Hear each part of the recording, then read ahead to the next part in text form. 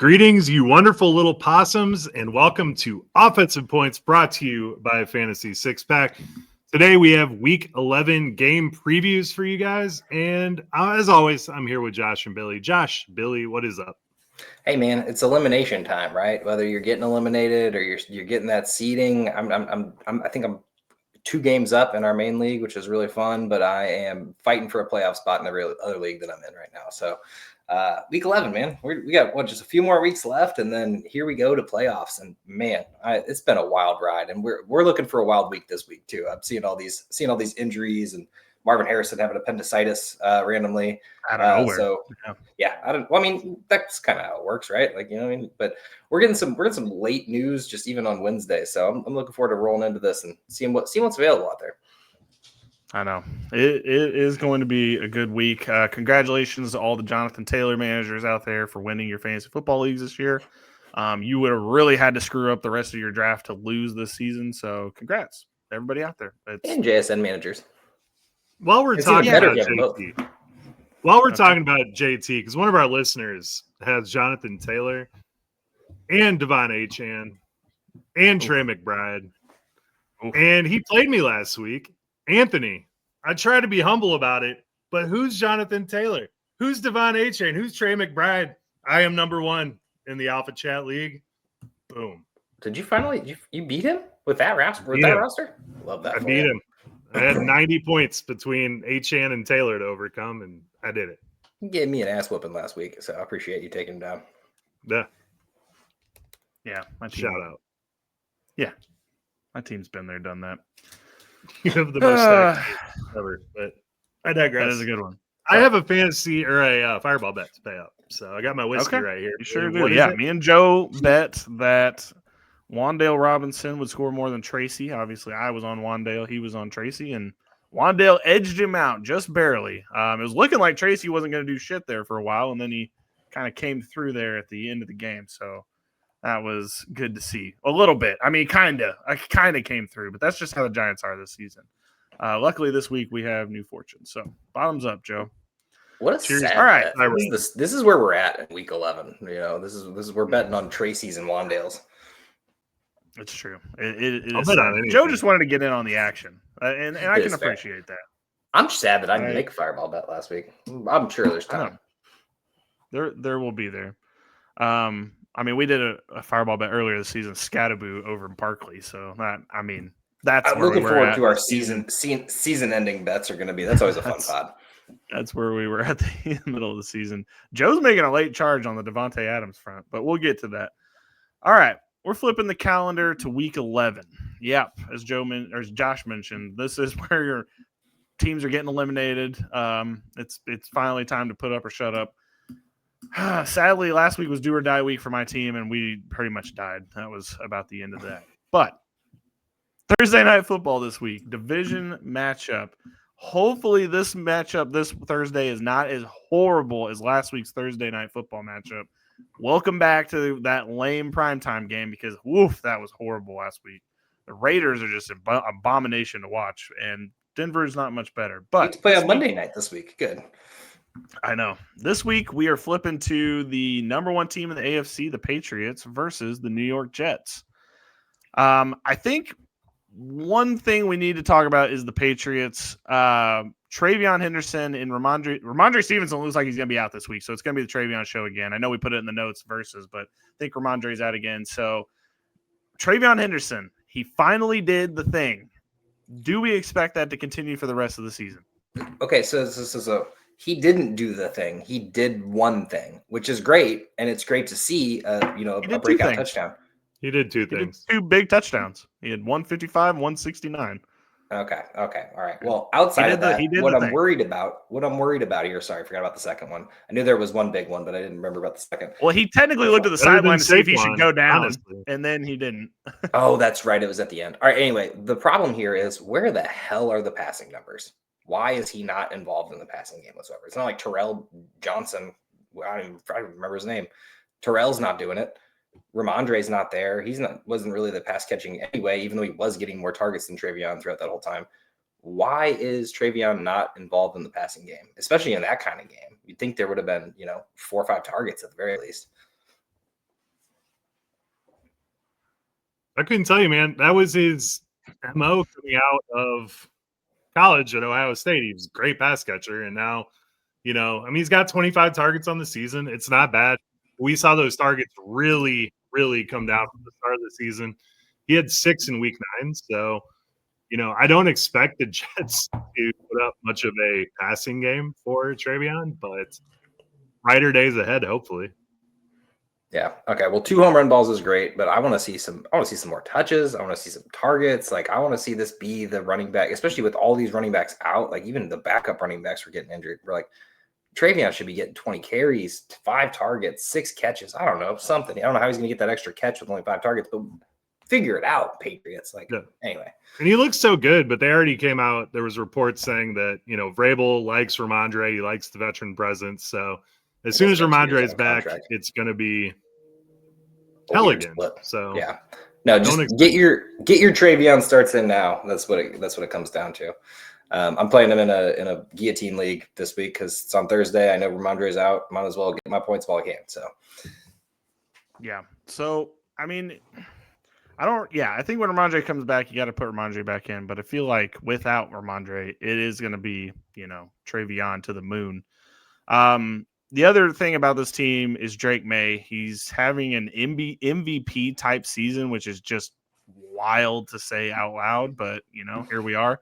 He is, I think he's either 1 or 2 in the betting right now for the MVP. What I wanted to basically mention was his dynasty value. Going forward, is Drake May someone we should trade for? Is it someone we should hold on to? Or is it someone we should sell high on? Joe, what would your thoughts be if you had Drake May or were wanting Drake May? Well, I did trade Drake May away in a dynasty league this year, but I don't recommend it, honestly. I was pretty flush with quarterbacks. This dude just dropped, a huge game on Cleveland, one of the best defenses in the league, and he's doing it. Diggs, we can't call him a wide receiver 1, right? We can call him a very good wide receiver 2 at this point in his career. Yeah. If we can get this dude a Jordan Tyson or make a trade for somebody and get a stud wide receiver on this team. He plays for Josh's team currently. Yeah. I was going to say, so there's already been rumors of A.J. Brown and Vrabel checking in this year, last year, trying to get him on the team. He is 100% going to New England. I think the biggest thing about, I know I'm not trying to segue into the Eagles at this point, which we'll get to eventually, but AJ's recent comments on Rondo's Madden stream or whatever, like that's just saying he knows he could have been playing with Drake May right now, and he's mad that that's not the case, and he's not getting those numbers. And so, I don't think there's any way, shape, or form that Vrabel doesn't go out and get AJ Brown back on his team next year. So yes, 100% keep Drake May because he's doing this without a good wide receiver. And this can only get better. And it's crazy to think because I never would have thought this guy was going to be even close to this, much less the best quarterback in the league currently. Yeah. And he's getting you the rushing numbers, which is an all-around solid performance. Awesome. I would consider trading Patrick Mahomes straight up for him because, Mahomes is having a good career resurgent season, but we saw 2-3 years of him not doing it the way he used to. So I like Drake May a lot. I would be trying to acquire him for sure. I don't know about trying to acquire him just because I feel like the price tag is going to be so ridiculous. Now, if you can go out and get a good deal on it, I'm not saying go try to lowball someone with Drake May, but don't give away your whole team for Drake May either. This is 1 year. Let's see what happens. But if you have him, hold. If you can get him in a trade package, please do. But don't spend too much on it. That's all I'm saying. I bet you could get Jaden Daniels in a third for May. And I'd rather have Drake May. I think I can probably agree with that. Jaden Daniels he's always going to be like this the rest of his career. He's just not built to take hits, and he's going to continue to take them. But I think there's only 3 or 4 quarterbacks that would, if somebody tried to trade me straight up, that I would be like, hell no, can't do that. Like Josh Allen, Lamar Jackson, Justin Herbert in a first. Yeah. Would you do it? Yeah. I'd probably do it. We probably should be talking about Herbert in this standpoint too, although he's had 4 or 5 years to work this out. So this might be more of a wow, it's finally happening more so than anything. This is Drake May's second season. It looks great. So anyway, on the other side of the ball, we could talk about the Patriots all day. They are a great team. I am actually going to owe my neighbor a 6-pack for them getting 10 wins because I didn't think at all they were going to get there, and they look very much. Cruise. Once again, we should talk about how their schedule is ass. Oh well, yeah, their schedule's ass, but like they're taking advantage of it. Good for them. Yeah, no, good for them. They'll be in the playoffs. Hopefully somebody can take down the Chiefs. That's what it comes down to. Now the Jets, on the other hand, the kick return, punt return didn't do them any favors because that offense never got any groove whatsoever. Brees looked fine. Obviously, big touchdown late in the game. But like at this point, should we be seeing Tyrod? I know they won 2 games straight at this point, so like I'm sure they're not like overly thinking about putting Tyrod in, but like Fields threw for like 40-something yards, man. Like that is not enough. I know the game was different, and you know they got two special teams touchdowns, but like, is it Tyrod time? And what would Tyrod do like for this offense? Not much, man. No, not much. I mean, it might be good to get more of the downfield guys. I mean, this week in particular, I'm excited to see AD Mitchell. I'm excited to see John Mechie out there. You know, Tyler Johnson's not it. Josh Reynolds, I think, is injured still. Mason Taylor might be I a good hope option. we can see those guys. Did you say Taysom Hill? Mason Taylor. Mason Taylor. Tight end. I thought you said Taysom Hill, too. No, I was Mason like, Taylor. wait a minute. What happened? No, he'd be a good option. But, I mean, I think Tyrod could run this offense better if you're looking from an X's and O's standpoint. But I think they need to let Justin Fields run the football. That's when he's the most dangerous. You can tell he's thinking way too much back there, which is something he did with Chicago and with the Steelers. Just let him play. You have nothing to lose at this point. Your team's not going anywhere.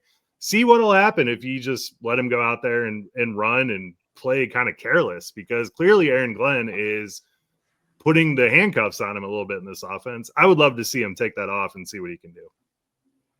Fair enough. I was a Fields believer, but I think it's over. Like, I think at this point, he's the next Tyrod Taylor backup type scenario where it's like, it's fun to have as your backup quarterback, but I think that his starting days are over, at least. I think he'll be one of those guys like you're like excited that he could come in if like your quarterback goes down. Like you're like, okay. Like a Malik Willis for the Packers, which they probably He's a Mariota. He is Marcus Yeah, Mariota. he is Mariota. It's kind of exactly what it is. Yeah, this is going to be a blowout. Patriots win. Yeah, unfortunately, the Patriots keep rolling, and I'm one win closer to owing my neighbor 6-pack. Yeah, he should have said 2 6-packs. That was it was tough. He was trying to bet $100, and I said a 6-pack. I was like, calm down. Well, thank God you didn't do that. I'm glad I didn't do that either. Didn't believe that. All right, we're headed across the pond to Madrid, Spain. Germany actually got a hell of a game last week. The Colts and the Falcons put on a great show for Berlin. I was kind of happy they got that, but poor Spain, they're gonna have to deal with this mess. The Washington. I don't know, man. This actually, I'm not saying Dolphins. that's gonna have. It's not gonna be as star-studded. But you got the Commanders versus the Dolphins, and honestly, like both of these teams could put up some points. I mean, the Dolphins shut down the Bills and went out and put up an offensive performance, and the Commanders are one of those teams that like always could do it offensively. So I feel like this will be an offensive matchup. I don't think the Dolphins defense was good. I think they just got lucky. No offense to them, but there's 3 fumbles. They just bounced right into their hands. Like it all like should have been dead ball. I mean, they weren't dead balls, but they were like close to dead ball fumbles too. So I think it was a very lucky performance on the defense. I think this is going to be a great offensive matchup. Now this could be a stinker because these teams aren't that good, but there is a chance that this is fun for the offenses. But Commanders have no receivers. You're not even thinking about starting. Do not do the Chris Moore thing. Like I've seen people pick these guys up. I'm like, you're not going to ever start this guy. You cannot be that desperate at wide receiver. It's so flush this year. So anyway, that's my take. I like Jalen Lane. Let's start Jalen Lane. I'm not. I wouldn't trust it, but I mean, I just feel like you're not desperate enough. Now, in a deep like dynasty league, absolutely, but you're not. You shouldn't be desperate enough to start any of these guys in a redraft league. I mean, we talked all team later. We got 8-teamers and 16-teamers. So if you're in a 16-team league, I think Jalen Lane has some real upside in this offense. Yeah, that one catch last week was really good. That helped. That's what you want. Yeah. Guy. Sorry. Hater. Robbie Chosen on the team. Ugly game. That. Could be fun. It'll be fun for Waddle and Achane though, as per the only people to start in this game. Speaking of Waddle, where do you have him the rest of the way? Rest of the way this season. It's a top 10 guy easily. I think so. He's the new Tyreek Hill. He's getting the fuck it. He's down there somewhere from Tua's, and I love that. All right, Waddle or Pickens rest of the season? Waddle. Waddle or Justin Jefferson rest of the season? I want to say Waddle. Yeah. The problem is like I don't like JJ. The other JJ. Sorry, Justin Jefferson's amazing. I got some words for the other JJ, but we'll get to that later. But yeah, I think Waddle. If you have him, be very excited. You really landed a good one here. It's gonna be fun for them this season. I mean, it'll be close with JJ. I can't say that that's like for sure. Waddle's way better than JJ. It's just more of the opportunity, and not to mention the fuck it. Let's just throw it. No. You guys got Dolphins or Commanders? I'm gonna go Dolphins. Dolphins. I'm gonna go Commanders. I don't think Dolphins have a real Spain vibe, like ocean Dolphins, sunny Dolphins. I like it. All right, there's not. Spain doesn't have that much beach land, but there is some, so it's fine. Yeah, it does. Yeah, but like 90% of the country is not. That's fine. It's fine. Well, 90% of any country is not on the beach. That's not true. Not like what is it, Chile, which is just like basically all coast. Yeah, but okay, we can get some algorithms and some multiplication and stuff, but we'll go with you. We'll go with what you said. All right, I got Commanders. I'll be the odd man out. They should have rebranded the Conquistadors just for 1 week, Washington. That would have been fun, just as a Spanish thing. Well, Donald Trump wants them to name the stadium after him. I don't know how you like. Yeah, I feel like you're supposed to be. I just feel like you're supposed to be honored. Like someone's supposed to want to do it. You're not supposed to volunteer for it. Like, you know what I mean? Unless, I mean, he could be the donor. It could be the Trump, like Tower Commander Stadium. I don't know. He missed out on the Nobel Prize, so he nominated himself for a stadium. Okay, all right. Well, we can get out of politics. Gotta get something. Chance for the Nobel Prize. But... All I said was Conquistador. Anyway, on to the Sunday afternoon slate. Really good game brewing between Tampa Bay and the Buffalo Bills. I'm just going to get it out of the way. I hate Tampa Bay. Like, I love Baker Mayfield, and that's okay. Like, he is the one bright spot on this dumpster of a team. But I just hate them. I hate them so much. I hate the way that they practice. I hate the way that they do their stupid injury reports. I just hate them. I cannot stand this team. I can't do it anymore. Bucky was spotted at practice today, but like everybody's like making a big deal about it. Well, it was just a walkthrough. He's just standing on the sideline. He's just standing there. He didn't do anything. He was just spotted at practice, and everybody's like, "Oh, he may be coming back." No, he's not. He's not coming back. They said on Monday, the coach Raheem Morris or whatever said on Monday he's not playing this week. So, or it's doubtful at least, which is they love that tag, by the way. They love doubtful. Chris Godwin's been doubtful for damn near a month now. I think we can probably put it to bed. We could probably put it to bed. He's not doubtful. He's not playing. And same with Bucky. He's not doubtful. He's not playing. Just say it. Get it out of the way and stay it. Just like I hate this. And the way that fantasy football works, because I know the Buccaneers don't know this, but I hate them for it, is you can't do anything with that spot. You can't put them in the IR. You can't make any moves if they are in the IR, because then you have to dump a player, get them out of the IR just to put them back because they're not playing this week. But you won't know until Saturday. I hate the Buccaneers. They're worst for fantasy football with these stupid fucking injuries. I'm sick of it. Okay, so my question is, this team's struggling on defense. Their offense, or at least their run game, is struggling. You have had two players sitting that have been easily out for more than 4 weeks. Godwin missed 3 weeks, came back for 2 weeks, and has now missed 5 weeks or 4 weeks. Now, why didn't you put either of them on IR? You could have gotten another player on your team to help your team, not fantasy, but like the Buccaneers as an organization. I don't care if this could be a guy who contributes 1 tackle on special teams that could have helped you win your game, and you just chose not to even have that. Imagine being a practice squad player on the Buccaneers thinking, dude, Bucky's not playing. Godwin's not playing. There's probably like 3 others that are like flirting with the IR, but they're not going to use it. And you're just like, I'm getting called up today. And then he keeps telling his wife, and he's like, I'm going to get called up. And they're like, they're not putting Bucky or Godwin on the IR. So I guess I'm just not playing. And like, this what's even worse, there's someone out there right now. What's even worse is since they will get called up after they're out on Saturday, they didn't get to practice the whole week. Like if they just said they're out and they're not playing, then you can elevate somebody from the practice squad because the player's not playing. But since they wait till Saturday, that practice squad player doesn't even get to be on the roster or practicing with the whole team. I don't know. I'm over it with the Buccaneers. I like Baker. My question is, I hate him. With Chris Godwin, like what indication did you have that he was ready to return? I mean, he came back. He played a ton of snaps as 2 games that he was back. And then now he can't go for 5 weeks. It's like, what indication was there that he was ready to go if he comes back and plays and now he's just out indefinitely? Nope. I don't understand. Class action lawsuit against the Buccaneers for pain. The fantasy community versus Tampa Bay Buccaneers. Swear to God, because the coach said the Bucky can't even take a hit right now because of a shoulder injury, and they're expecting he may play. Like people are like spotted at practice. The coach said he can't take a hit right now. It's because we're hopeful, right? Like we want Bucky to be back because he's the only good running back on the team. Anyway, on the other side, the Bills. No, don't get me started on this real quick because Sean Tucker is totally the better running back than Rachaad White. And for some reason, 100%. Rachaad White is out there all the time. I would be so pissed if I was Sean Tucker. I'd be class acting lawsuiting myself.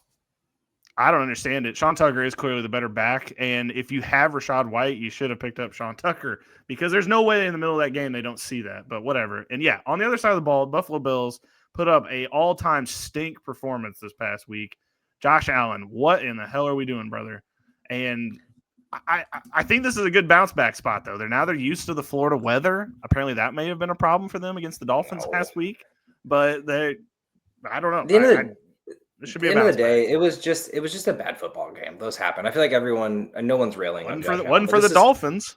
If this was Jalen Hurts, he would have been just getting completely roasted. Everyone would hate him forever and just say he's a trash quarterback. It was Josh Allen. He's the only guy on the team. Like you can't even blame the man. He fumbled twice because he was out there trying to win this game that was like out of reach the entire time because they kept fumbling the ball. Now he was part of that problem, but at the end of the day, that team the defense is the problem. The offense, fine. They're going to always put up their yards. They're always going to put up their points, or at least in one way, one shape or form. But that defense needs to do anything. The Bills and the Ravens, I have no idea how their defenses are as bad as they are with the star-studded casts that they have. I mean, the Bills is just more of like it's been a uniform group for so long that's been good. This year, it's just completely non-existent. I don't know who needs to be cut, but someone needs to be cut. Bills will be fine. This will be a really good game. The run at all. Really can't. At all. Yeah, their draft picks have not hit for them either. No. Anyway, Bills championship window is closed, by the way. It's over. I don't they got Mecole Hardman, dude. As long as they don't have to play the Chiefs in the playoffs, they're going to make it to the Super Bowl. Someone's got to take them out first. A light breeze could take them out. I'll put a fireball bet on that. If the Bills don't play the Chiefs, they get to the AFC Championship or the Super Bowl. I will take that bet, but it's in a weird structure for it, I guess. Yep, I like that. I like that. I love a good weird structure. They make the Super Bowl if they don't play the Chiefs. That's such a weird. Yeah. Okay. I'll write that all down in a second. It's a lot. I think Baker bounces back. I think this is a win. I'm taking the Bills. Bills at home. I'll take Bills. Fair enough. Next matchup, Chicago Bears, Joe's Bears versus the Minnesota Vikings. Chicago, an incredible game last week. I loved it. Joe, how are you feeling about your Bears? Every game they shave like 30 minutes off my life and then give me 20 back at the end when they win. So you still have that trash can? I do. All right. Well, they're not quite trash can level, but if they keep pulling close games like that, it was a good team. Bro, they were losing to the Giants for the majority of that football game. They came back because Dart got injured. So I don't want to say they're a good football team. No, it's get them tired and then beat them to a pulp. That's exactly. Yeah, they got them tired, injured them, and then they were like, "All right, cool. Russell Wilson's starting the game. We can play football again." No, yeah, the Bears will be fine. This should be a really good game, though. I'm actually really worried about starting anyone in this game, like on either side. Like I know Swift will be fine. I know Adunze will be fine. These are just those weird division rivalries that get real gritty. Fortunately, it's inside, so we're not going to have to deal with any cold weather, although there's kind of a warm front coming in this week. So I don't know. Is that just me? Are you guys worried about this game? Like I'm worried that this might turn into a 13-10 game. No, I mean, it was trash week one. I don't think Aaron Jones caught like a bogus touchdown to give him some points there, and I think he was the only one. And I don't feel great starting anybody. I would stash Luther Burden though, because DJ Moore is injured, and Luther Burden saw his snap count really jump last week. Every time this dude touches the ball, good things happen. So super fun. I don't know how he doesn't have an actual role in this team. It doesn't make any sense. I think we're starting to see it, because we saw Zacchaeus actually play less last week and Burden play more, and that was before the injury. So weird. So weird, by the way, when that happened. I was like, what? The week before, Zacchaeus took everything.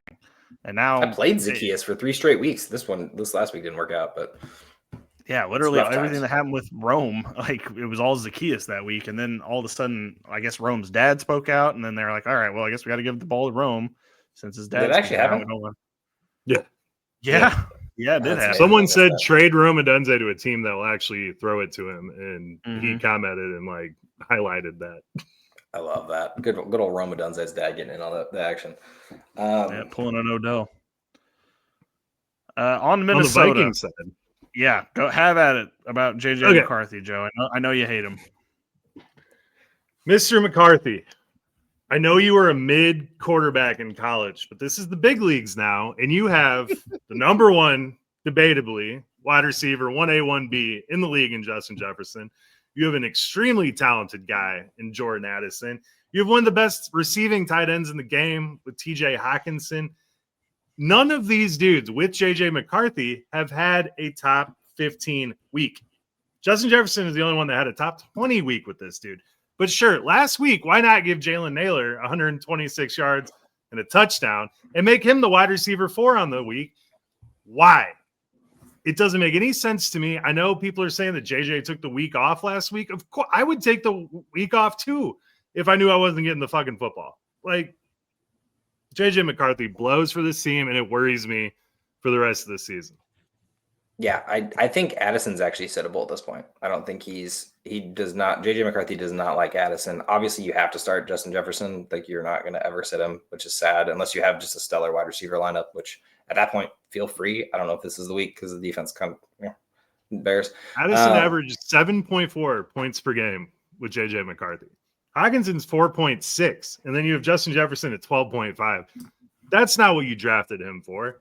It's miserable. Addison was averaging 15 with Wentz. Just saying. Crazy. Well, here's the unsung hero of this team, and I'm going to have to start him this week. That's Jalen Naylor. No. I have to. I'm in a league where I have to start him. He's my best option. Okay. Yeah. No, it's a 12 team with like a big ass bench. And everybody on my team is injured from head to toe. Yeah. So Jalen Naylor last week actually had a game, and it seems like JJ actually likes him. And I think there's like some Roman Wilson vibes from Jalen Naylor to JJ McCarthy, and I think he likes it. I don't know if it's going to happen the rest of the season, but I think that it's just going to be good enough to work. And am I a little hopeful that it happens again this week? Sure, because I have to start him. However, it may be the start of something, which is absolutely atrocious when you have the best wide receiver on the planet on your team who was QB proof until you came along. Yeah, it's absolutely stupid. I mean, he is a great matchup this week because we got TJ Edwards not practicing, Jaquan Brisker not practicing, Tyreek Stevenson, good or bad, whatever, not practicing. The Bears, you're going to be able to throw all over the field on them. At least please throw it to Justin Jefferson. You can throw it to Jalen Naylor, but just get JJ involved. I think the real person on this team that is the unsung hero would be Aaron Jones. I know it doesn't look like it. You're getting 15 to 13 touches a game, but I don't understand how this man doesn't get more. Mason does absolutely nothing. The last 7 or 8 weeks has been just garbage from Mason. Okay, maybe not 7 or 8, but no, I mean before Aaron Jones got back, he was doing nothing. So at this point, Aaron Jones should be getting more touches, but even with the touches he does get, he's getting 70 rushing yards with 9 carries. So I think this is the guy you want to put in, and he's the pass catching guy. So especially against the Bears this week, but honestly, just moving forward, I think Aaron Jones is a starter. And the best part about it is he was free in redraft. Everyone dropped him. No one kept him, even in IR slot leagues. Like he was just sitting there on waivers. And so Aaron Jones, hopefully you got to pick him up because I think he's going to have himself a day. Aaron Jones is going to be a league winner. His playoff schedule is Washington, Dallas, the New York Giants, and then if you play in week 17, you got Detroit. But those three matchups, Washington, Dallas, and New York, are just going to be stellar. And I think he's going to be a perfect RB2 for you. So I would be trying to acquire him. Well, most trade deadlines are this week, so hopefully you get him in before Sunday, or you're not going to have that chance. Bears win. I'm going for it. I hate JJ McCarthy. Like I refuse to watch and be excited for him. So Bears revenge game. I'm going with Chicago as well because that first game was just trash. They should have never won. Yes, 100%. I'm going Vikings because I put a hex on them. So fuck you, JJ McCarthy. My Bears are gonna lose to you this week. Wink, Reverse wink. Jinx. I love it. You can't do the wink, wink. You got it. Okay, all right, that's fine. I can do whatever I want. Next divisional matchup is the Pittsburgh Steelers at the Cincinnati Bengals. I think this is just an all hands on deck game. I don't know how much we need to really cover this. If you have a player, play him in this game because these two defenses are atrocious. They are terrible. So I don't know. You're shaking your head, Josh. I want to say, defense are you trusting more? No, it's not about the defenses. You said if you have a player in this game, like what if you have? Well, if you have Calvin Austin, like if you have Yoshi, of course not. I'm just saying, like the main headliners are all playing in this game. Okay, that's fine. I don't know how much we need to talk about it. These defenses are awful, and I think they're gonna go. No, yeah. I mean, well, the thing is, I feel like all these guys that are in this, like all the starting guys on these two teams, like, you know, obviously you're playing Warren and Metcalf on Pittsburgh, and then possibly Aaron Rodgers if you need him. And then Cincinnati is the big three. And then it's like, you have to play them anyway. It's just not like you're ever sitting them. So 100%. But the coolest thing about this is we got some Joe Burrow news, and he apparently intends to return before Thanksgiving, by Thanksgiving. I don't know, something along those lines. And seeing Joe Burrow's practice window open was, I don't know why, but it was shocking to me. I knew this was around the time he'd be coming back, but it felt like it was going to be later than this. So happy to see Joe Burrow coming back, at least relatively soon. And this team's actually not in terrible shape. Like they could make the playoffs with their current schedule. Like they're not dead, at least. Yeah. I have another question about this game. And I know listeners out there, if you don't play Dynasty, sorry, we're just going to kind of shift in some Dynasty topics. If you have DK Metcalf, would you consider maybe like moving off of him? Because like Aaron Rodgers isn't going to be there next year. Their QB thing is going to be completely in flux. They probably have to draft somebody, or they're going to bring in another veteran. Aaron's already not really getting him the ball enough. There's been a lot of pop weeks. I don't want to say he's been dead, but like it's not what you expected when DK Metcalf got there. Would you consider moving off of him or just holding them and hoping that like Kyler Murray ends up there or something? You gotta hold, man. Because he's been this way for the last couple of years, where it's like he has those games, and it's like, and then obviously Seattle just kept adding stars and having other players around him. But I mean, he's a 1,000-yard receiver, man. At the end of the day, I mean, I don't know if he gets there this year because this team's been weird, but like honestly, he's actually in flux to be in one of his better years, at least of recent. So. It's sad, but like you got to keep Metcalf, and he's a good, solid wide receiver. I was just saying, with the impending uncertainty at the quarterback position, I think I'm more excited. I feel like everyone shares your thought process, right? Like, I don't know what you would get for DK Metcalf at this point, so I'd rather just take the guy who he's going to be the only person there, you know, because they have to invest in a quarterback next year. So I doubt they'd take another wide receiver or really sign anyone. Well, if the trade deadline hasn't passed, I would consider moving him for somebody like Aaron Jones, who we just talked about. Like, if that's an available trade with picks or whatever you got to add in.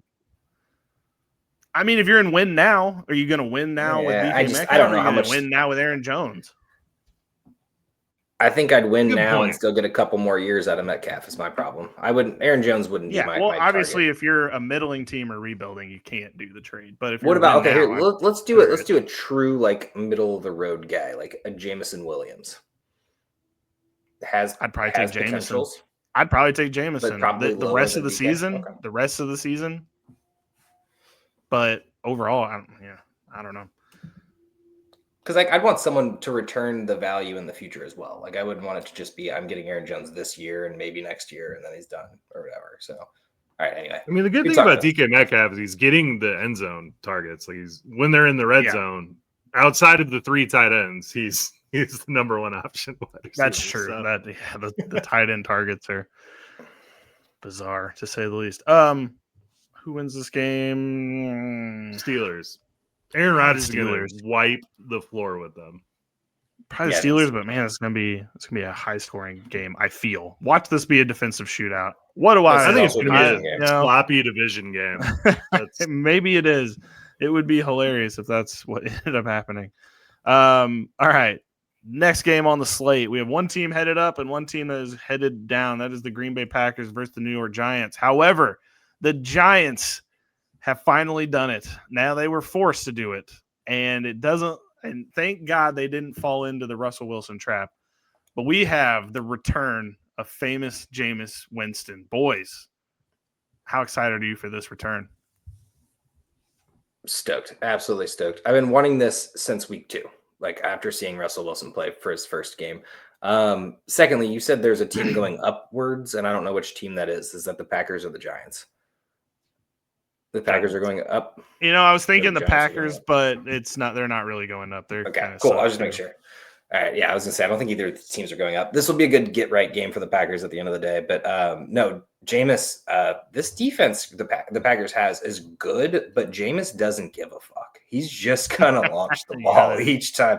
Now you can go ahead and bookmark an Xavier McKinney interception. Like that just kind of seems like it's already gonna happen. But it's going to be fun, and we're going to see like who the guy would be if Jameis was the guy. Now, the sad, as Joe said earlier, before we start talking, it's sort of way more fun with Neighbors here and see what Neighbors could have been with Jameis. But, alas, here we are. Slayton might be banged up too, which is also, that would be unfortunate. Who's he going to throw deep to? Exactly, because it's not Wandale. That is not his game. No, but Theo, by the way, I'm stoked about Theo. I think he's going to be his intermediate guy and he just pepper him with targets. I mean, there's not a whole lot of receivers to go around on this team as it is. I know did re-sign Little Jordan Humphrey, so a DFS play of DFS play right now could be Little Jordan Humphrey if Slayton can't play. But that is getting deep in the weeds there. Yeah, I'm just excited to have Jameis Winston back in our lives. This team's not going anywhere. They just fired Daboll this week. Probably 2 weeks too late after we just talked about how they're not 2 years too late. Well, yeah, that's definitely true there. 2 years too late, for sure. I would suggest the new coach that comes in, have Jackson Dart not take these vicious hits. Like Drake May worked it out of his game.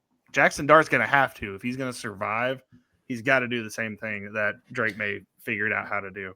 The worst part about that hit, it wasn't even a bad hit. He was just so shocked that he lost the football, and he looked at that and he goes, and then he just forgot to, I don't know, whatever tuck or whatever he needed to do with the shoulder, but he just slammed his head on the ground. It was really sad. And you could see the hands. It was the same thing. Not quite as bad as that 201, but sad to see this team just all these stars, 3 stars now, and the Giants just get completely bagged up. Nobody wants to see that. Dart was fun to watch, man. He was a third down escape artist too, like probably the best in the league on third downs and getting out of the pocket and getting the first down. True. But I'm good, Jameis, so this will be fun. Yeah. On the other side, anyone of note on the Packers that you're even excited about playing? I mean, outside of Jacobs, no, obviously a lock in your lineup. It's Jacobs. No. Watson flex consideration just because of the deep ball. I mean, obviously didn't work against the Eagles or didn't even try, I guess. But I wouldn't feel good about it, but you can do it because maybe you have a bunch of injuries. But other than that, no, because Musgrave he barely even got targeted enough to make anything matter. You would think with Golden being out, it would actually have made the target share make sense because there's less options out there, but it didn't. It didn't at all. I mean, the Eagles put up a hell of a defense. I wouldn't say they were a super lockdown defense, though. Jordan Love sucked. That's fine. We'll get there. Well, I mean, they were. Dontavian Wicks had 8 targets. So yeah, Wicks. Yeah, I didn't see. That's how you know. That's how you know it's going to be a disaster, Joe. As soon as you see Dontavian Wicks getting 8 targets, you knew the game was shit. You knew that it wasn't going to work out. Yeah, and Dobbs wasn't even covered by Dobbs was covered by Adore or Cooper DeJean most of the time, so he should have gotten more targets. I don't know what happened there. The Packers are terrified to throw the football, dude. It's because Jordan Love sucks. They know Jordan Love sucks. That's the worst part. Like, I wish they would just come out and be honest with it, but you can't do that, obviously. Hey, but he turned 27 this year. Did you know that Aaron Rodgers and Bart Starr both got their Super Bowl when he was 27? I just learned that stat 7 times this year. Yeah. Well, the fact that he's still in MVP consideration somewhere, somehow, is baffling to me. I I hate them. He's on people's lists left and right. Jordan Love. I hope they lose so bad to the Giants. I hope Jameis puts up 50 points on them. Yeah, I was considering taking them in Survivor Pool this week, and then I watched that Eagles game, and I'm like, nope. The Giants are just the kind of weird team that could come up and just destroy them for no reason at all. Because the Giants and the Packers have already frauds. They've already lost to the Browns and who was the other terrible team they lost to? Not the Eagles, but you could say it if you want. After that game. Panthers. The Panthers. I mean, I guess they're not terrible, but should have won the game. They're only good because they're winning dumb games like that, or like the Falcons when they Rico got 30 Dowdle's nothing 200 yards. That's true. Banged up this week. We'll get there. Yeah. I think the Giants win. I'm on the Jameis Winston train. I hope that. I mean, he's not going to get the job for the rest of the season, but maybe this is a good tryout for getting the Raiders job next year. Dude, he would be so fun on the Raiders. All right. Anyway, I'm gonna pick the Packers, but I don't believe in it. I just think that's the smart play. Who would win? But I hope the Giants do it. It is a smart play, but I'm gonna go with Jameis too, Billy. I love you guys. I love it. All right. You know what? Time out. Fireball bet on this. Yep. I'll take the Packers. You guys take the Giants. Yeah. Okay, we can do that. All right, because either I get to drink because they win, or the Packers, that is, or I win and when they win. So I don't know. Win-win. True. Next game on the slate is the Los Angeles Chargers versus the Jacksonville Jaguars. I just put in the notes for the Jaguars. Parker Washington is him. I think he's going to be a league winner down the stretch here. I really honestly think that. We just got news that probably going to go down as one of the biggest busts of all time. Travis Hunter is out for the entire season. By the way, guys, this is probably it for him playing both sides of the ball. There's no way he's going to come back and be able to be good enough to play both sides of the ball. Did he get injured on defense? I don't know. But how could you possibly see what's happened to him this year? And this is the best his body's ever going to be right now, and think, okay, we're going to throw him out there on both sides of the ball going forward. I think this is going to end up being one of the biggest draft busts of all time when it's all said and done. Was it weird to either of you that they said that it was just an injury? He was just going to be out for a few weeks, and then all of a sudden they're like RR, and then all of a sudden they're like out for the season? Because I felt like that was a weirdly handled, and it's just his LCL, which now I'm saying just his LCL, like it's obviously a ligament in his knee. Yeah. But wild that he the news just kept getting progressively worse for him. Not loving that. Well, I think they were trying to avoid surgery, and they were trying to find one guy to say that he didn't need it, and then it got to the point where it's like, guys, he needs surgery. It's not an option. Like, we can't not do it. I think that's what the course of the timeline was, but I don't actually know Fair that. But Parker Washington is the guy. I think even when BTJ comes back, I just like what this dude does. He's getting punt returns ran back. He's catching decent passes from Trevor Lawrence. I think it's not Jacoby Myers. I think it might be Parker Washington. That's the two on this team now when BTJ comes back. If he's even the one, I don't even know because this team's so weird. I'm in a league where I'm starting DK and Parker Washington's in my wide receiver slots, but it gets kick return yards, and it's just been so fun. Like, I love this new kick return rule, honestly. I thought it was stupid at first, but now I'm just loving it for the fantasy aspects of it. That punt return was amazing. And I'm a little worried when BTJ gets back. Jacoby's also going to get bumped up too as he gets more and more acclimated to the system. But I think for now, we get one more week with Parker Washington being the one and the him. Jacoby might be usable this week, but I'd be a little worried. Like, if you're in a desperation situation, you have to. I think I'm in a position where I'm going to have to play him this week, but not excited. Jacoby's going to play more this week. That was his first week back. Oh, for sure. And I mean, he's still playing. Parker Washington scares me because Brenton Strange is also coming back. They opened up his window, and he was a top 15 tight end at the beginning of the season when he was playing. Crazy to say, but yeah, he's going to get targets. I mean, this is the thing with the Jaguars. Like, what was it last year where Parker Washington had a 2 touchdown game, looked awesome, and then they just went back to not using him. So I'm a little worried about his standing in that facility. Yeah, while BT's out for the moment, at the very least, you get to start him one more week at the very least, and we'll see what happens next week. Yeah, I agree with that. On the Chargers side of the ball, I mean, you're kind of I don't know, business as usual. I just put that McConkey's officially stolen back the mantle from Keenan Allen. Don't know when we had the ceremony. Nobody mentioned anything. There wasn't any like pre-game crowning torch pass situation, but McConkey's officially back in the number one role. I don't know why we had to have this like affair in the beginning of the season just to get back to the same place the marriage always was. But it happened. So good for them. It was like Gadsden like ran off the home wrecker, right? He was like, It really does feel like that. he's like, honestly, it's shut kind up, of Keenan weird. Allen. Get out of here. Shut up, Keenan. Lad's Exactly. the guy. Speaking of Gadsden, he's apparently going to be back, which we all kind of feared the worst on Monday night, and went out in me and Joe's matchup, and Joe almost won, but TJ Watt's miracle saved me for the dub there. Sorry, Joe. Once again, The worst stat correction I've had this year by far. I love a real good tackle stat correction for the win. But no, yeah. So Gadsden practiced in full on Wednesday. So they said it was just a bone bruise on his quad or whatever. So it's seeming like he's going to play, which is great because I do not have tight ends in a lot of leagues where I just have Gadsden. And secondly, I'm not going to say do this, but so far Vidal has had 5 games in a row of him having the main job and having 60 snaps or more. 1 hit, 1 bust, 1 hit, 1 bust, 1 hit. Hit was last week. I don't know if it's a bust this week. So if you follow stats, maybe think about sitting him if you have other options, but it's Vidal and you probably don't have more running backs. So hopefully that ends after this week, because this has been really annoying getting those 2s and 5s and stuff. So That would be nice. I don't know how you bank on that. I don't know, but either. it's the numbers are there, man. Like almost 100 or 3 games of 100 yards and 2 games with 20 and 30 yards. Like it's just is what it I is. don't know. Man. Khalil Mack coming back has helped this run defense, but they have gotten beat. So, or I don't know. I get what you're saying. Their defense gets the ball back to the offense. Yeah. No, fair enough. I'm gonna go with the Chargers just because Herbert's been slinging it.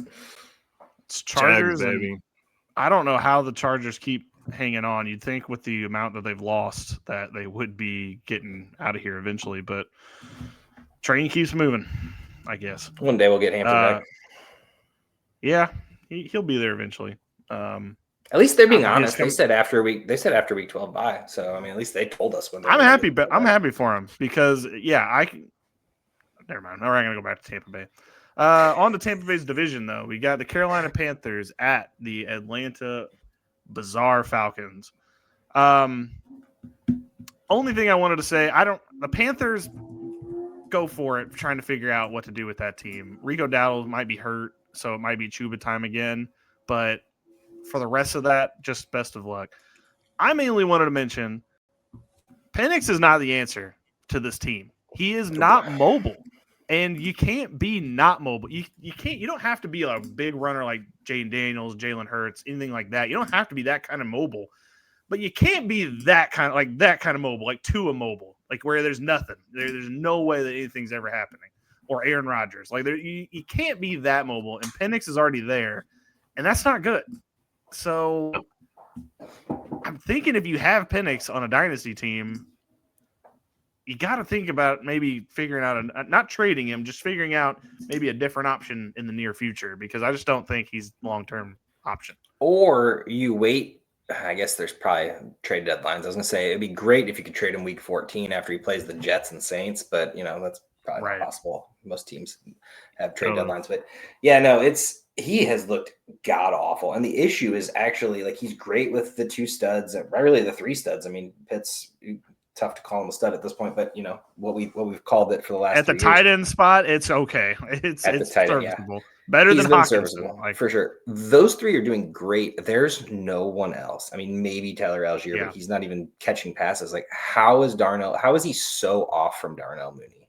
Like, everyone else could get Darnell Mooney the ball except for Penix. Dude, and I don't his completion percentage against the Colts was 42%, and he's 31st right now in the league in completion percentage. He cannot complete passes, and that's what you have to do as a quarterback. I'd be trying to trade him immediately, or problem is, what do you get? He's going to rot on. Well, he's going to rot on your bench. You're going to end up take a fourth on super flex leagues. Like maybe he's a little bit pop value just because there's not a ton of starting quarterbacks out there to go grab. But if you're an IDP, trade for a linebacker, dude. Just go get something, dude. Someone's going to be trade him desperate for Mac a quarterback. Jones, honestly. See if Mac Jones gets a starting job next year, like you said.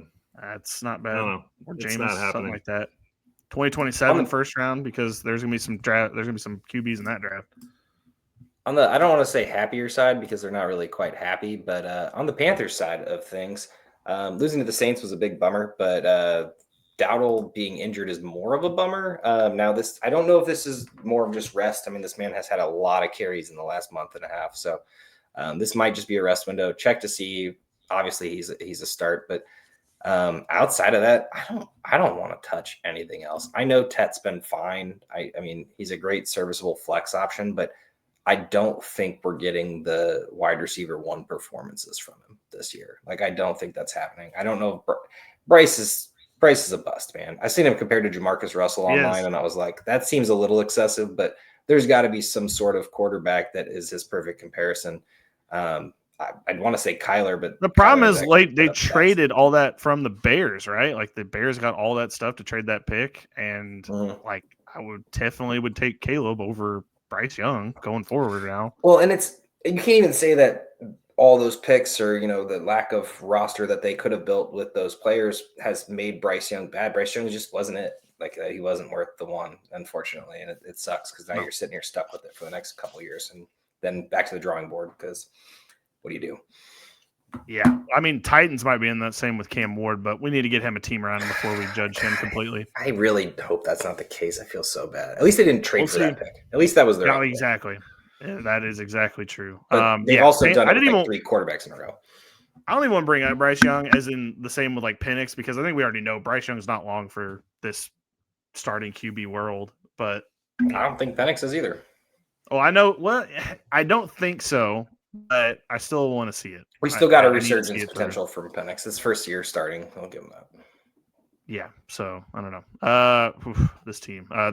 Atlanta finally has to win one of these weird games, right? Like, but they can't lose all Carolina. I don't know. The Panthers shut them out last time. Yeah, I know. Well, that's why I put the revenge game factor, because they're revenging maybe that happening. It is in Atlanta. Give me Panthers. I'm going to go with the rare tie. Keep pounding. This will be our second tie of the season.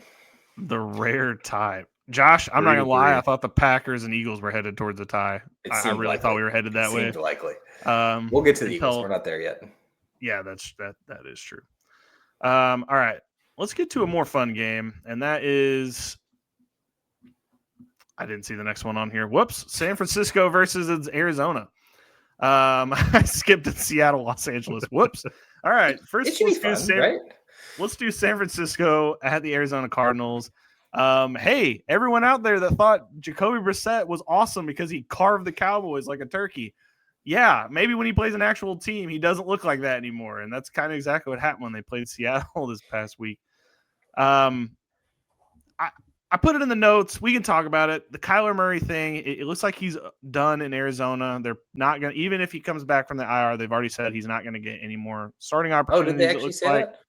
Yeah, they did. They said even if he comes back from injury, he's not going to start again this season. I was going to say it. I didn't actually know that, but it feels like the Derek Carr situation where the Raiders were just like, we're done with you. Like, we're not going to start you anymore.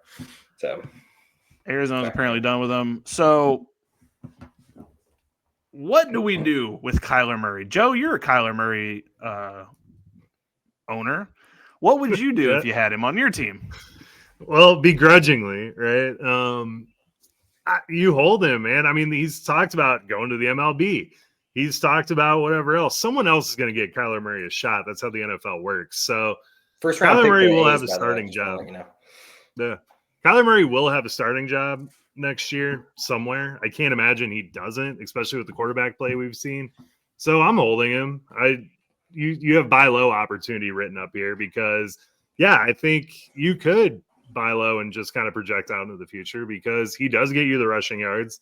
If you can get him an offensive coordinator that can use his talents, Drew Petzing and the Arizona coaching staff are not able to do that at all. That offense is so lame and so horrible that, I mean, it doesn't even look like a modern NFL offense. So I would be trying to get Kyler Murray in a dynasty. I'm curious. I mean, I completely agree with you. Buy low, keep him if you got him, because he's going to be the talk of the town when he gets his new team. Like, I don't know what that new team is. Hopefully, it's not the Raiders situation. But Dolphins. at the end of the day, even if it is the Raiders, that'd be super fun. You get Genty and Bowers and whatever wide receiver they draft. Hopefully, I don't know what they're actually going to do. But it would be super fun, and like you're going to have that fun. Like everyone's going to be looking for a quarterback around that time. It's going to be NFL draft time. He's going to get a new team, and everyone's going to be really excited about him. So I actually love it. I feel like my biggest question is, what does this do for Marvin Harrison, man? Like, I don't know what they're going to do at quarterback next year. The stock for him just feels like it's plummeting as it is. It already has been. You went from 101 in dynasty drafts to, do we even keep him on our team? Like, obviously, you'd be trading him. You should cut him, but I don't know, man. I as a person who drafted Marvin Harrison and gave up way too much to get to that number one pick, I'm sitting here like, why did it have to be my 101? But that's not about me. I'm just the appendectomy. I'm not even worried about. It's just more about what is the future for Marvin. Well, I mean, Harrison. honestly, Like, rest him, right? This appendectomy might not be a bad thing because I mean, we saw him totally not be used, and then you've got all these analytics guys out there like, man, I told you so. Marvin Harrison is a damn good wide receiver. This offense is just horrible. And you got Marvin Harrison, get him a quarterback. I know he had a good game against Dallas when the DB just stripped on himself for no reason. But he was still snatching balls out of the air. Like, he looks good as a wide receiver, but you're also giving him 6 or 7 targets a game. So it's like, what do you expect him to do with 6 slant routes? Like, I mean, is he supposed to break off? I'd be trying to acquire him. I'd be trying to acquire him. I think Marvin Harrison's an absolute buy low. This is just a lost season for the Cardinals because you had Zay Jones just tore his Achilles. I mean, I'd be afraid for Trey McBride because he's probably going to get 20 targets. Trey McBride's a ride or die, dude. Like, they're literally going to ride the wheels fall off, which is sad. But like, until they replace his coaching staff. Yeah, the quarterback walks into this. They walk into a solid receiving room and can go out and get more to add to it, I imagine, because you really don't have a 2 outside of Michael Wilson, who, speaking of fire up, all right, anyway, we've talked enough dynasty. Fire up Michael Wilson this week. He is the ipso facto wide receiver 1. But yeah, no, this is going to be fun. They're not going to Harrison might be out next week too, but I don't think it's anything past that. I mean, appendix surgery is not, it throws him the ball pretty well, so it's not an issue. But yeah, worried about it long term. That quarter. Yeah, and then this Jacoby Brissett. I don't think he's good. He just throws him the ball better than Kyler does. So it's the fantasy value goes up from McBride's. It's awesome, but people are like, I mean, Jacoby Brissett is top 8 in fantasy points per game. There is a whole contingent of people out there that are just loving what they're seeing from Jacoby Brissett right now. I'm just going to go ahead and tell you that we're almost to the fantasy playoffs, and if you're going to start a guy like Jacoby Brissett at your quarterback spot in the playoffs, you are destined to lose. Yeah. So fix your quarterback situation. It's not fixed with Jacoby Brissett. I'm tired of hearing. Yeah, that's unfortunate. I don't believe that. I'm just saying he's given Marvin Harrison 10 targets each game he's played in the last couple of games. So as a Marvin Harrison manager, that's great. I don't think he's necessarily a guy that's going to win an actual football game, but as far as fantasy goes, heck yeah, he is winning. Yeah. All right. Yeah. Disagree. Do not start Marvin Harrison in this game. This is going to be bad for him. It will be because he won't be there. Oh, sorry, I meant Jacoby Brissett. Also, yes, we talk about the 49ers. That's what like the Cardinals. Josh Purdy or Brock Purdy. Josh Purdy. Brock Purdy is a tide that lifts all boats around him. We need this for this offense. Please get him back in this week. It looks like he's going to play this. Speaking of, this is another scenario where, like, why hasn't he been on IR? Like, he's been around and just hanging out for 7 weeks. I do think he was anticipated to play it. Like, I do think he thought he was going to come back at earlier than he has. Yeah, but at some point, like, you got to just be like, all right, it's week 2. You're still not even out of a boot. We should probably get you on IR, and we'll take it 6 weeks. Anyway, it's been, 7 weeks, 6 weeks since he's played. I really feel like they're waiting for Pearsall to be back with him, too. I don't know why, but I have this weird hunch. Is he back? Mm-hmm. Yeah, looks like it. They said good chance to play, which I think means he practiced. Yeah, okay. So I do think that should be good to go. And yeah, you might be right. Maybe it was a package deal. He comes back when Pearsall comes back. Yeah, I mean, Juwan Jennings is cool and all, but like, give him his guy. Pearsall's obviously his guy. It's gonna be fun. It's gonna be fun. Like double digits, probably 20. Yeah, absolutely destroy them. Agreed. And just to note, Brian Robinson is the guy that has to be rostered. So, I mean, if McCaffrey goes down, he is so valuable. It's unreal. And he's sitting on a lot of waiver wires. By the way, the Commanders were stupid for trading him. Like, I know that it's hindsight 2020, but that was a very dumb thing to do. They kept all the wrong people on the team. You got two of the exact same guy in Chris Rodriguez and Jeremy McNichols, and then you have this guy who sucks. Bill who's going to be this ungodly creature. Like, who drew the hype? Was that fantasy people? Was that NFL people? Was that everyone? Like, I think it was just the opportunity. I mean, I think it was just the opportunity of like, hey, they're trading Brian Robinson. Maybe they think he's better.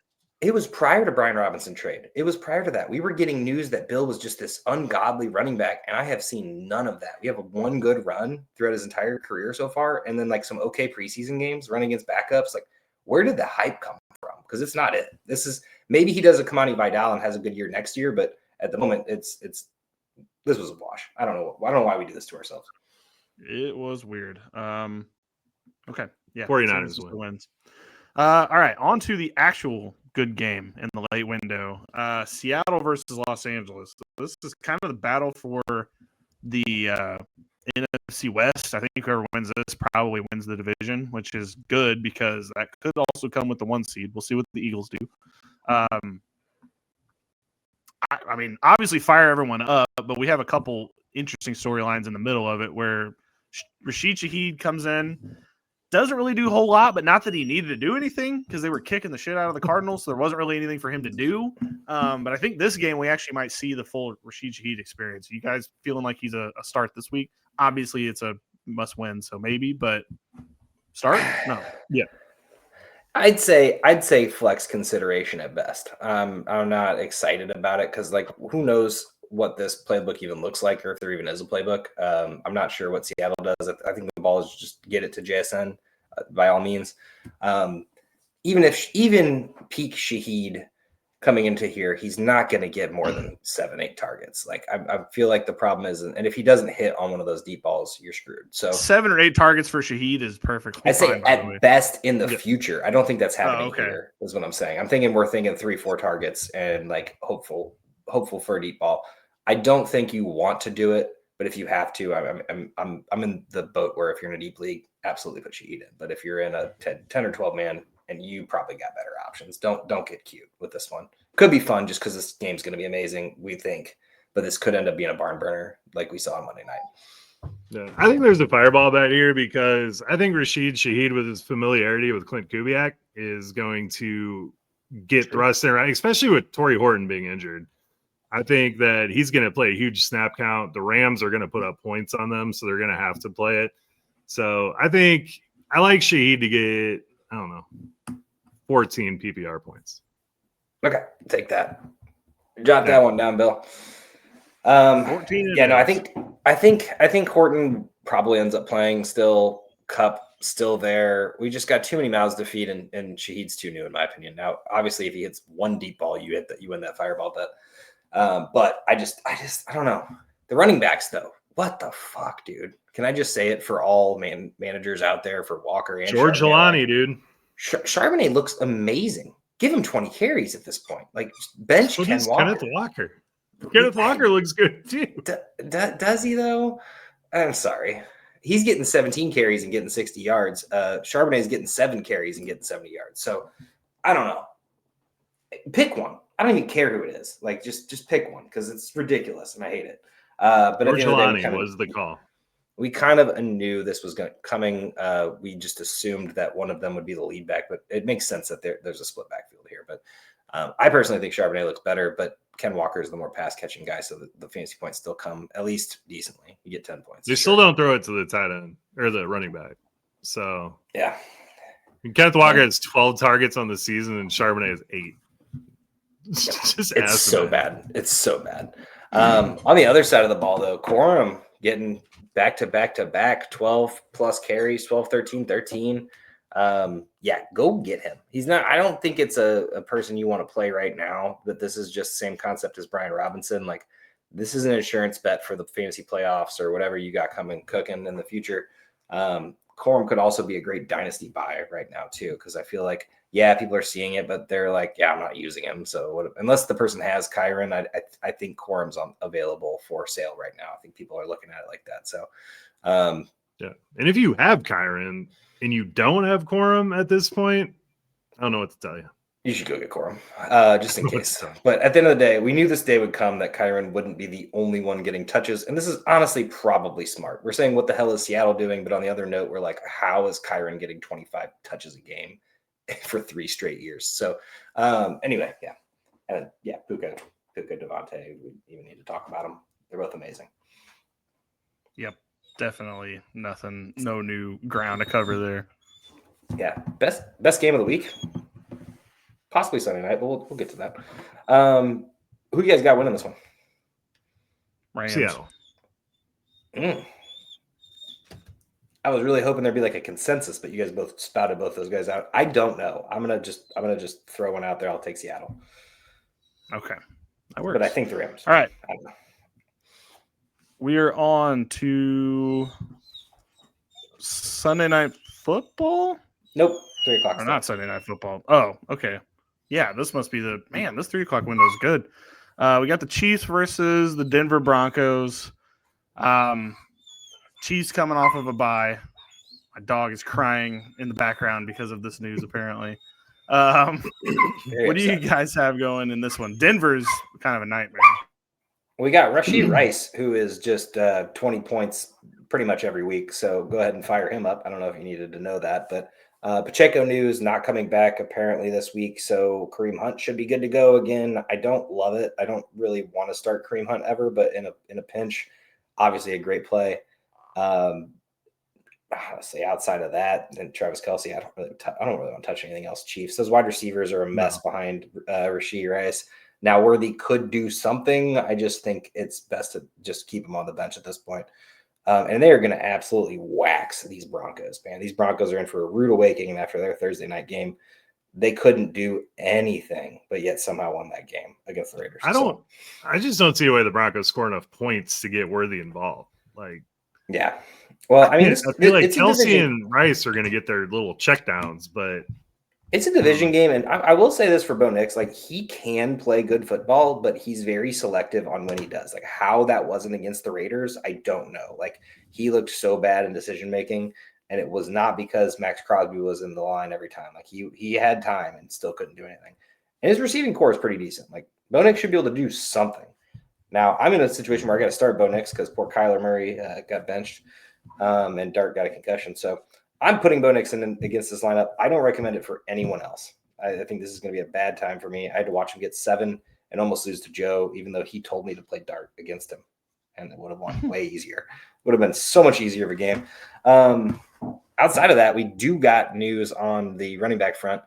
J.K. Dobbins will be out and potentially IR candidate. So R.J. Harvey is officially the lead back. But is he going to get everything? Is Tyler Beatty going to have a role? I mean, he's already had a role as a third man. I'm curious to see what this split looks like at the end of the week. It's Sean Payton, dude. You know it's going to be a miserable split. Jaleel McLaughlin's going to come in and have something here. But, I mean, if we can get R.J. Harvey, 55% of the snaps, we've seen how efficient he can be. So he's definitely startable at that point. I don't know if projecting him to be an RB1 the rest of the season is going to be smart. His highest snap percentage is 41%. That was week 4. Everything else has been under that. 20, 28, 30. Wild. I mean, obviously he's going to have a higher snap percentage this week without J.K. Dobbins.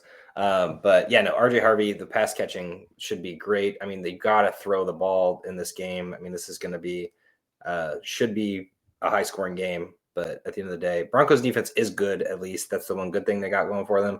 I don't know if they're good enough to stop Patrick Mahomes, and especially with the fact that they are number 1 in the division and the Chiefs are not. Chiefs are going to be angry. So, yeah, I don't know. I think are we just trusting Troy Franklin? I think it's going to be a low scoring one. You have to. The problem that this is exactly what I was going to say. You kind of have to. Like, he's getting 10 targets each game. Yeah. And it's not pretty. The end all. Definitely not. But he's getting double-digit points most of the games. So, and when he's not, at least he's still getting 8s and stuff. So, 4 straight weeks of 10, 8, 9, 10 targets. I feel like you got to put him in, man. The target share is there. Yeah. I'm with you.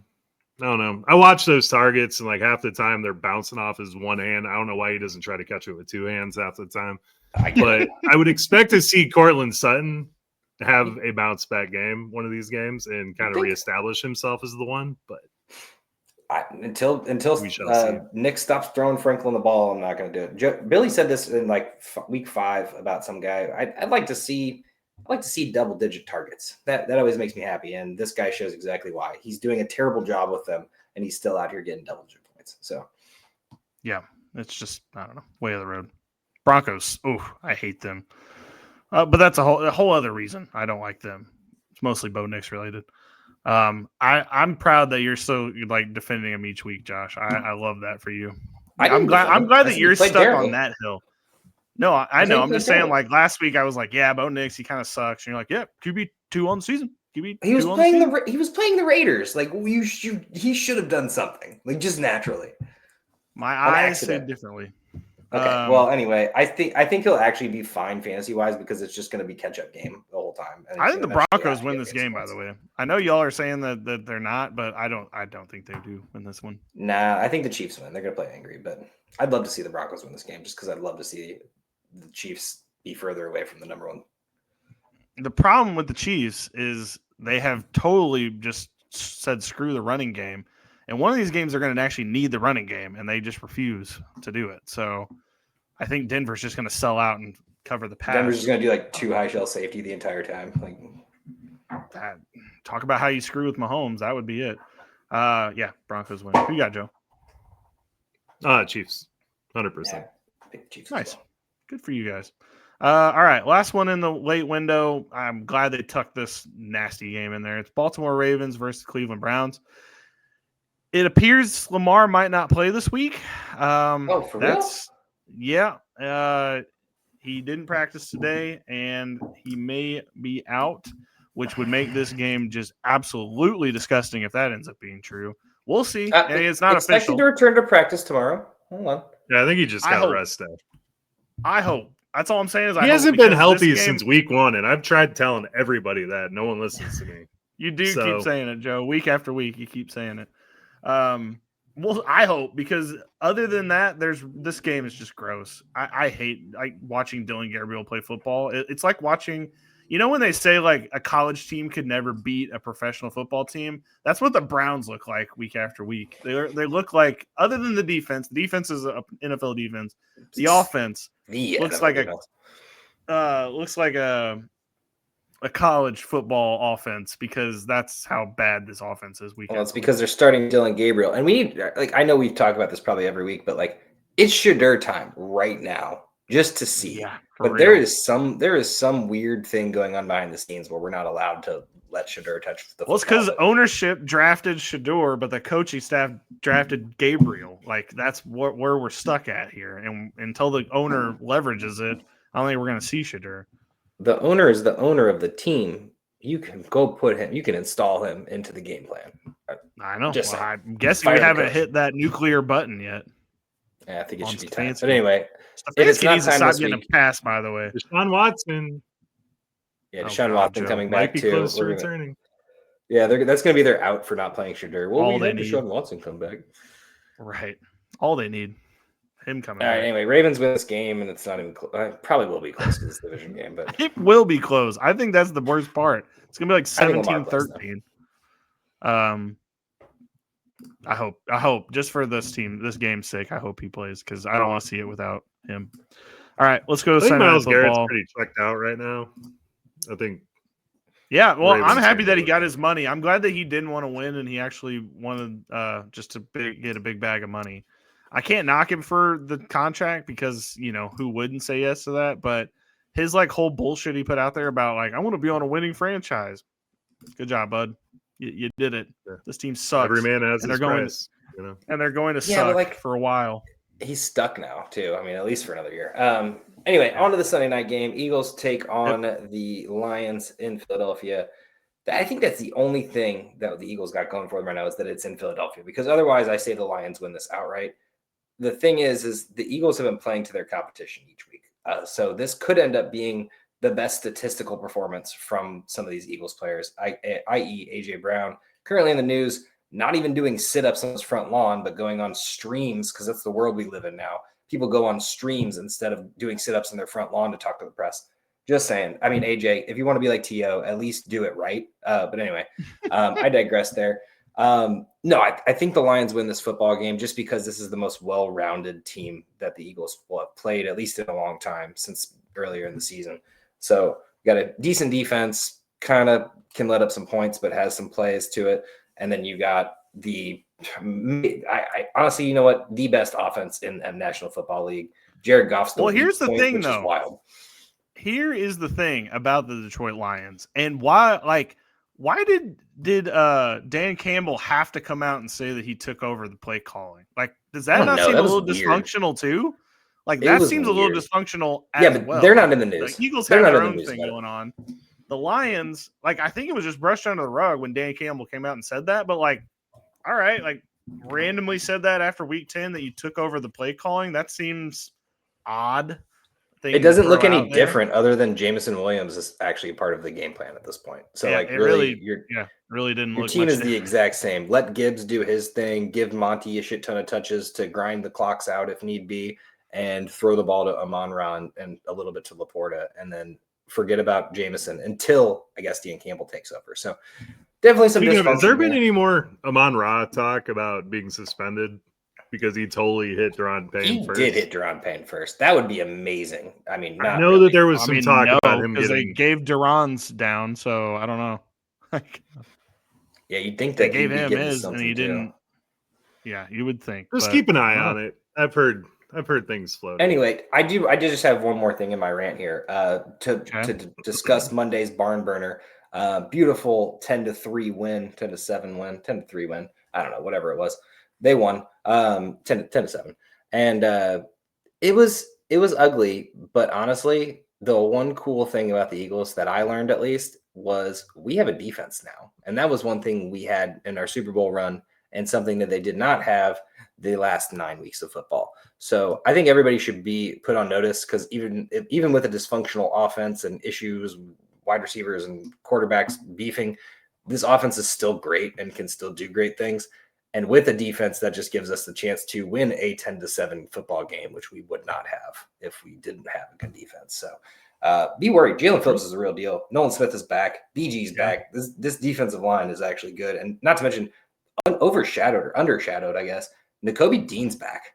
And he is the Mike on this team at the end of the day. I know Bond can obviously do it well as well, but the pair of them is great. So I like Jalix Hunt, man. I don't know. I like his game. Yeah, we have 4 edge rushers. We had 2 last week, and actually we had 1 because Nolan Smith wasn't back yet. So no, this is amazing.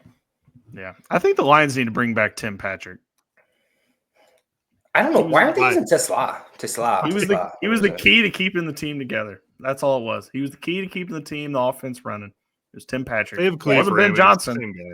Didn't have anything with Ben Johnson. It was all Tim Patrick. Yeah, but behind their offense hasn't skipped a beat. The Lions definitely lose some stupid games, though. So this should be a good game. I want to say it, but I'd hate to see this be another 10-7 game. I love that you all took my Tim Patrick point that seriously. No, I'm thinking why. I understand. Like, they said that they need to get Jameson more involved. He's now more involved. Amon-Ra's taken slight backseat, which means he's not getting 17 targets a game, which he shouldn't be anyway. It's ridiculous. Why aren't you just using all of your people? Why is Tesla not out there? Why is I don't know, Dan Campbell's son, the other tight end? What's the other tight end's name behind Laporta out there? Brock Wright.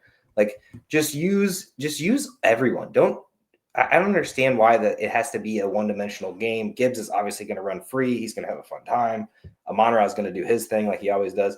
But, like, hit a shot to J-Mo. Hit a shot to Tesla. Like, utilize your Greg Reynolds only has 3 touches this year. I like how you're saying that when the Eagles throw to Devontae Smith and Goddard, and that's it. That's all they do. Like, I mean, there's issues just there. Happens that way. Just happens that way sometimes.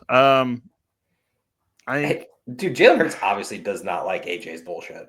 Jalen Hurts goes out here and says beautiful quotes to the media. AJ's like, I want the ball. And Jalen's like, nah, you ain't get the vibes are off. I feel like Except the last time the 4th and Eagles 8 for no fucking reason at the end of the game. That's true. I actually don't like the last time. play.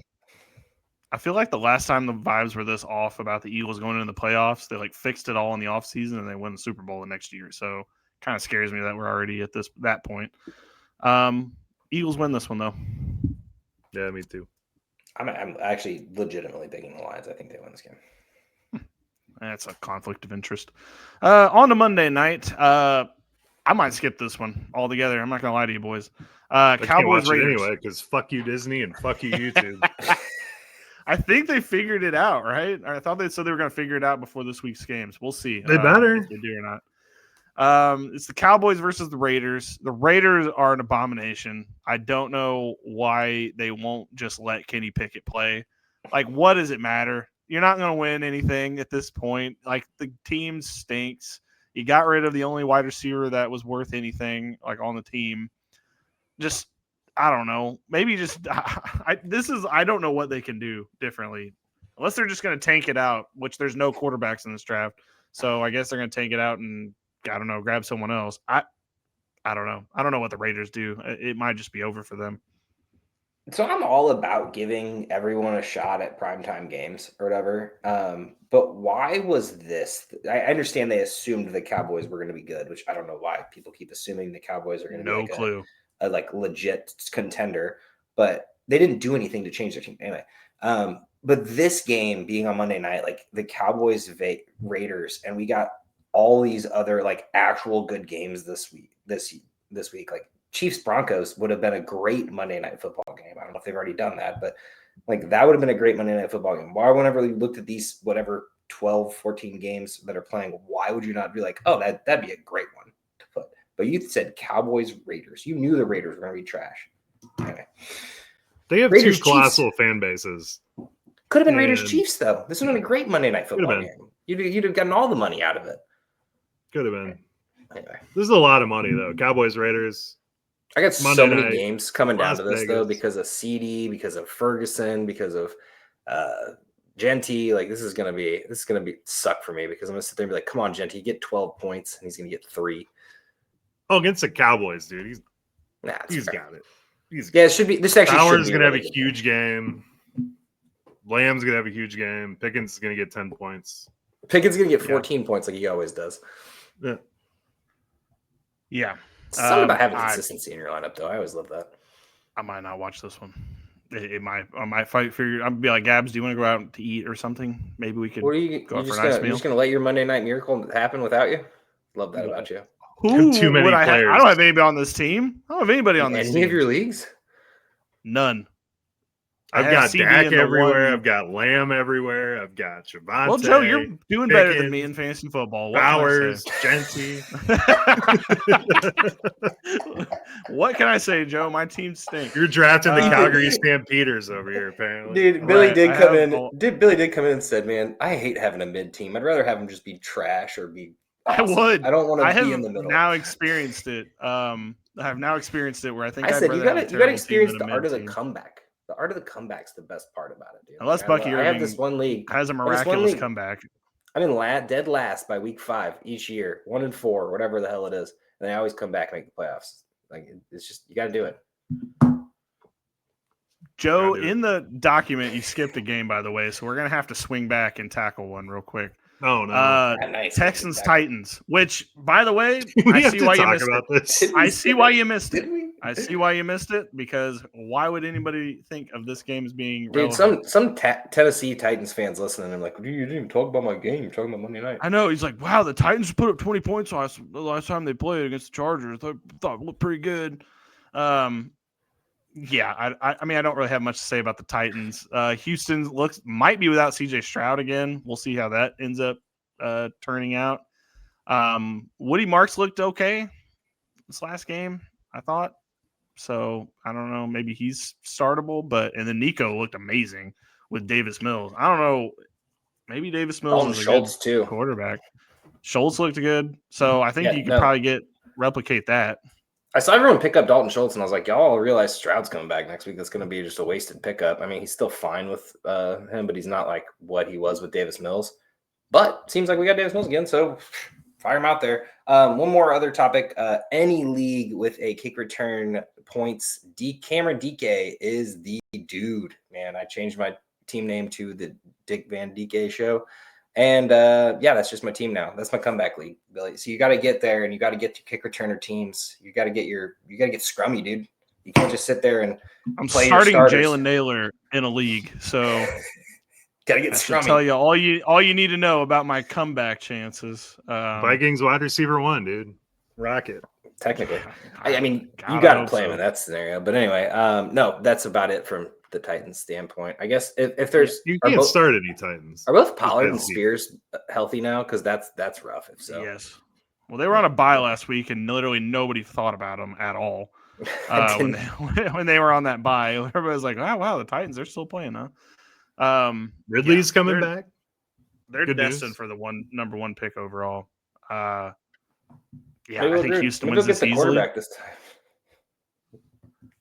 I feel like we should. You know what? We should institute a rule on the pod. Let's just leave the Titans game for the last game that we talk about in each pod because nobody's waiting for it. Like nobody's waiting for that game to be talked about.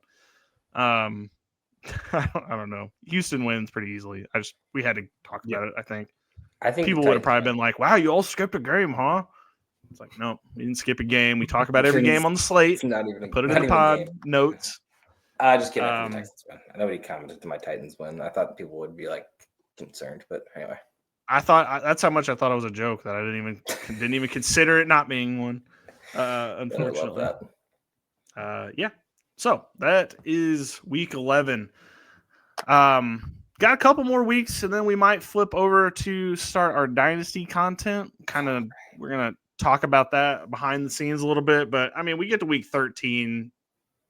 Do we really need to keep going over the game slates every week? We need to start talking about what these dynasty topics are going forward in the future. So I don't know. We'll talk about that. If you made it this late in the pod, obviously we appreciate you being here this entire season.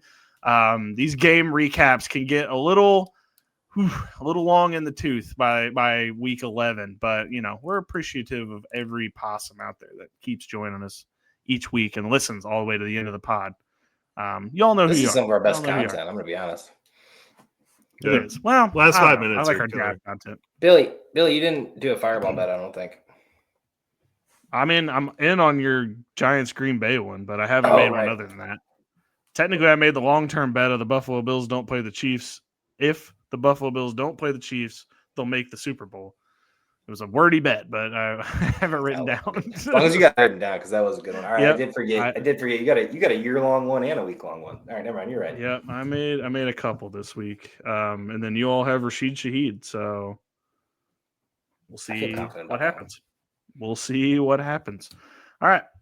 That being said, wow, Colts are on a bye this week. I was like, man, we didn't talk about the Colts. It's and Colts Jonathan and Taylor. Saints. Wow, Jonathan Taylor owners might actually get a loss for once in their lives. Yeah, because they don't have. I'm pretty sure I'm losing this week, man. I'm starting Tyrone Tracy or Moningai. I don't know. Got to pick. It's going to be tough. It's going to be tough.